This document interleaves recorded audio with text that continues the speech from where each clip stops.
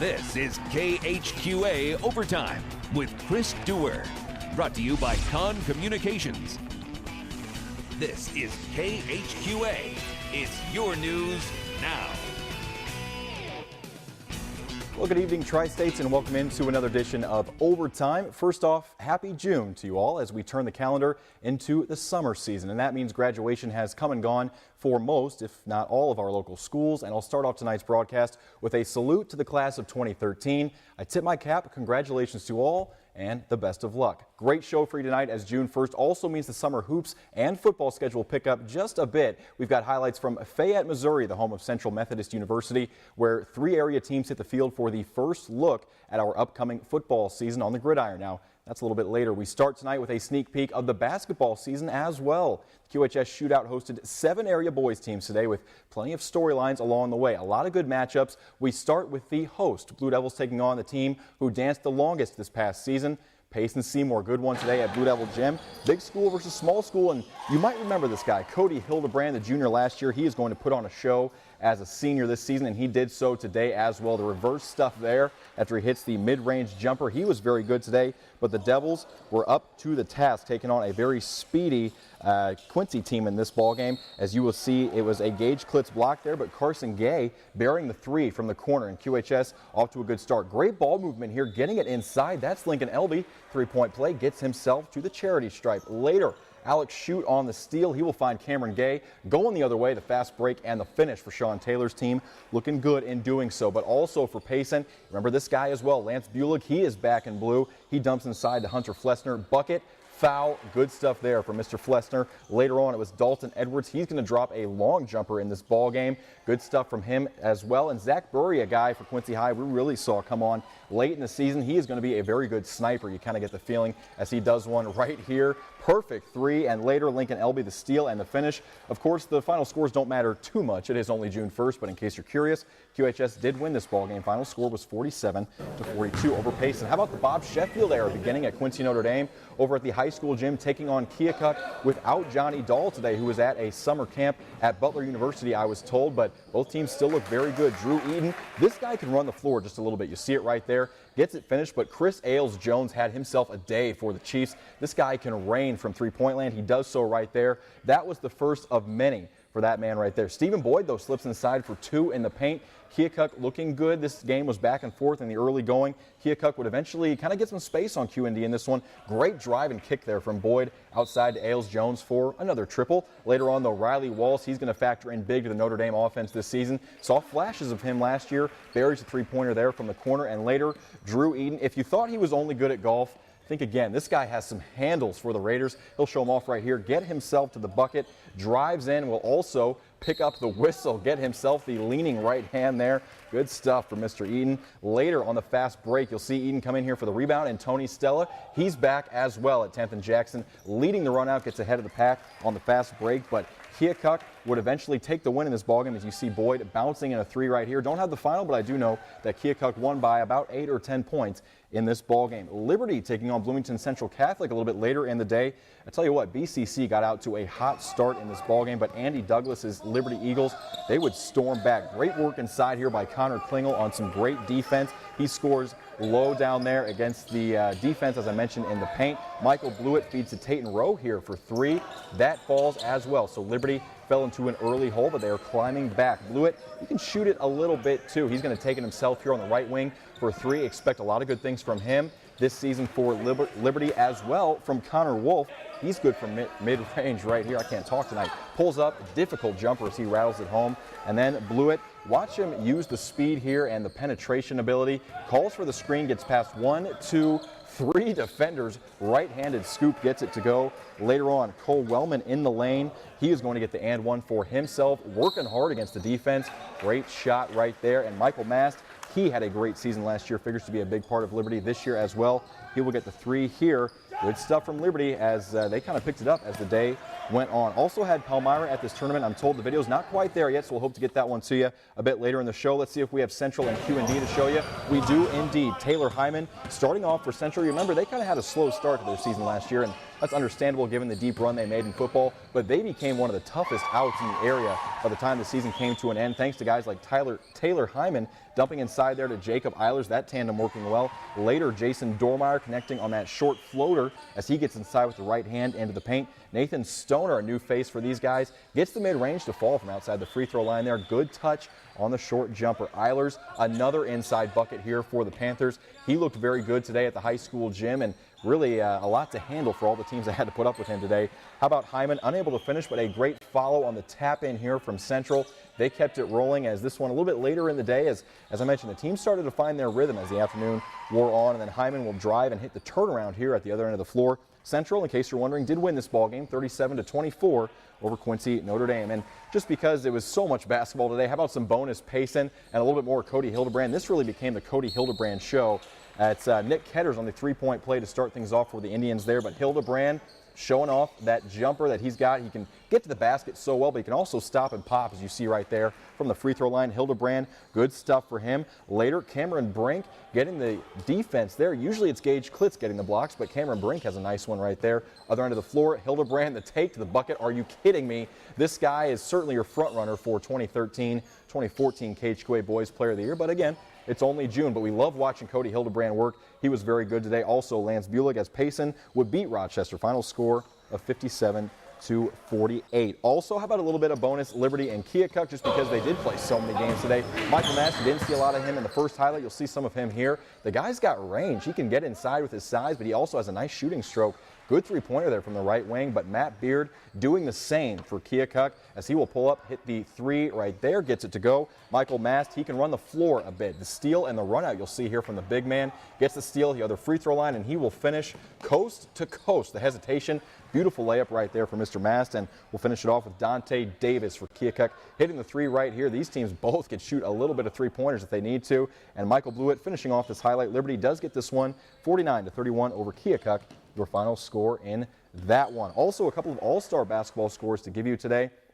From earlier this evening, the Northeast Missouri Officials Association All-Star Games. It was the red versus blue on the boys' side. The red coached by Andy Anderson of Canton. Blue coached by Brian Leeser of Highland as the red get the win 91-70. Clark County's Kyle Kovar leads the way 16 points in that ball game. Also, Luke Ross with 14 and Lee Tagg of Knox County with 9. And on the girls' side of things, it was the blue team getting the best of the red team 74-68. Red coached by Chris Parsons from Palmyra. Kaylin Spratt, though, out of Marion County. Very good day for her. 17 points in that ball game. Also, a couple of baseball scores to give you. It was Keokuk playing 2 today at the Burlington tournament as they dropped this first one. Final score was 6-1. Logan Eichert, however, 2 for 4 with an RBI. But the second game, Keokuk gets their revenge, 6-5 over West Burlington as Dakota Shaw, 2 RBIs, a great day for him, and he scores the game-winning run in the bottom of the last on a wild pitch. So Keokuk splits today with West Burlington, 6-5, your final in that ball game. Also, at last check, it was the Hannibal Cavemen on the road against Danville in a 3-3 tie in the 9th inning, delayed by rain. Go figure. And the Gems had the night off as well. But Hannibal locked in a 3-3 tie at last check. And we are just getting started here on the Big Overtime Show. Mentioned we had some high school football. That on the other side of the break. Plus, we will update you on the day for Luke Guthrie at the Memorial after the break. Stay tuned.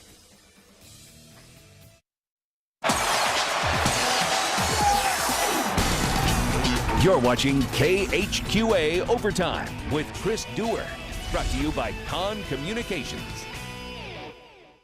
And welcome back to Overtime, everybody. Checking in on the PGA Tour now, Quincy's Luke Guthrie was left in suspense on Friday night after round 2 of the Memorial was cut short by darkness. Now, he had 5 holes to finish up this morning, and while he was in good position to make the cut, it wasn't a guarantee because a lot can go right or wrong in a matter of just 5 holes. But as it turns out, however, Luke battled through the delay and did make the cut into the 3rd round. We'll show you how he did in that 3rd round. Ended up making the cut by a single stroke. He was 2 over on his final 5 holes. Cut was at +3. He makes it at +2. And then he goes on to shoot his 3rd round an even par 72, tying him for 45th place at 2 over par as Matt Kuchar leads the way 8 under par. And one interesting side note, Tiger Woods shot the worst 9 of his career today, shot a 44 on one half of this course. So he's not in too good a position, but Luke Guthrie indeed is. 2 over through 3 rounds and in good position for a nice payday tomorrow. Well, I promised you high school football at the top of the show, and here is where I deliver on that promise. We'll take you out to Central Methodist University High School football camp as Scott Murdoch getting underway here with the Clark County Indians, the new boss in Cahokia. And this was a great day for some football. I mentioned the great weather, and that showed down in Fayette today. Let's start off with Clark County versus South Shelby Indians offense. That's Javen Ray completing to Derek Fowler, but Adam Ellison on the hit there for South Shelby. But remember this guy, Jacob Trump. He was big and fast and strong last year. Folks, he is every bit as much, if not more, this season. He will be a real difference maker for Clark County this year. You see him get in on the run there for the touchdown. But a good stop in the trenches here for South Shelby's Sidney Weir. Wraps up the leg, gets him to fall as Trump had nowhere to go on that one. Weston Shore coming out here, number 11 on the sweep. Good pickup for him, as you, of course, know that Clark County lost their Player of the Year quarterback in the Clarence Cannon Conference, Austin Egley. So they're trying to fill some holes there, but they looked very good today. Cardinals on offense now, but a good hit by Jacob Trump. The guy can just do it all. He is everywhere on the field. Good stick right there on Trace Windsor. More on Mr. Windsor in just a minute. New quarterback for South Shelby. It's Brett Threckeld getting under center today, and he gets a good game between the tackles here. Showed some really nice wheels at times today. Gets downfield there. Now South Shelby versus North Callaway. How about some Cardinal defense? More from Adam Ellison. He figures to play a big role all over the field this season for the Cardinals. A good tackle right there to sweep the legs. Jacob Trivet picking off one of 2 interceptions here for South Shelby in this ballgame. They were playing short field, really only about 12 plays aside, but it was full contact game speed, as you can see right here. That doesn't matter to number 13, Jacob Trivet, and then Kenny Smithy right there getting the interception. He is a transfer from Monroe City. So despite the fact they're playing on a short field, South Shelby's defense came to play. But I mentioned Trace Windsor, one of our favorite guys to see back in a jersey next season, just dragging tacklers there. Beautiful pickup towards the goal line. 2 plays later, he gets the payoff with the short touchdown scamper right there. Later on, it was Derek Laurie fighting in for a touchdown as well, dropping the helmet, getting past 1 and 2 tacklers at the goal line. Tell you what, South Shelby has some guys that can really lower the shoulder, bowl over some tacklers. Later, Threckeld's going to hit Adam Ellison on the slant here for the short touchdown pass. Threckeld very good at quarterback today for South Shelby. QHS also in attendance at this camp. North Callaway, their opponent in this one. Jordan Osborne with the stop here. You'll see him come from the middle of the field, stick his man and drop him. Just absolutely levels his guy right there. At quarterback, though, after 2 years of Connor Kelly, it's George Crickard figuring to be the starting quarterback. He drops one off here to Seth Holtzschlag, who will cut and dance and find his way into the end zone. Nice route there for Mr. Holtzschlag. And later, Osborne with a touchdown scamper here right into your living room. And unfortunately, I got to apologize to the guys at QHS because I missed apparently the run of the day from Malik Robbins. He juked a guy at the 5-yard line and trucked over another at the goal line for an awesome touchdown run. Unfortunately, I had my back turned, but that's just the way it goes sometimes. But we'll see plenty more of these teams throughout the summer. So that's a good look at the football seasons coming up. And when we come back, we will unveil our latest Con Connection nominee for the month of June. Don't miss it. Back in a second. And welcome back to Overtime, everybody. One quick note, we do have those Palmyra basketball highlights coming up in just a minute. We were able to track them down. So stay tuned if you were looking for those coming up after this. This is the time on Overtime where we unveil our latest Con Communication Connection nominee for the month of what is now June. Now, here's the deal. We put up a select group of outstanding sports plays for you to choose from. And at the end of the month, you get a chance to vote for the best of the lot. And as an incentive to vote, anyone who participates in the process becomes eligible to win a prize package from Con Communications. Now, normally we do 1 round of voting and 1 winner per month, but we're doing things a little bit differently to close out the year. We're combining the best of April, May, and June into one big mega vote, if you will, and we'll pick 1 winner for those 3 months combined. So we add our latest nominee to the candidate pool tonight, and it comes from Jacksonville Route. One of the most dominant pitching performances we saw all season. It was Route's Dylan Jones on the hill in the sectional. This guy was untouchable. 14 strikeouts on the day. You see 2 of them right there as Route taking on Pawnee in this one.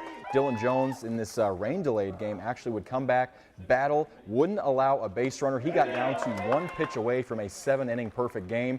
But unfortunately, Pawnee singled to break it all up on the final pitch. But he does go the distance. Excellent performance by Dylan Jones. And that is your latest Con Connection nominee. Again, more to choose from later in the month. You will get your chance to vote in just a couple of weeks. Now, from the QHS shootout, we'll go back to those Palmyra highlights if we can. Quincy High taking on Palmyra at Blue Devil Gym this morning. Trevor Menny, they got a lot of good faces back, and that's Trevor Menny right there. Little sky hook in close as he gets the board and the bucket. Caleb Kaiser, reverse layup going baseline, working past the defenders, uses his length right there. That's a great bucket for Mr. Kaiser. Brock Butler, he is back again, and he is dangerous as always. 3-pointer, the step up from the right wing. drops it in. He has got a good shooting touch. He's going to show that off all season. One QHS player you didn't see in the first highlight, Barnell Thomas, getting the inside give and the take with the bucket and the foul. Quincy High returning 3 of their 4 bigs that they used in that platoon last year. Connor Mellon, Luka Radovic, and of course Barnell Thomas showing off his jumper right there.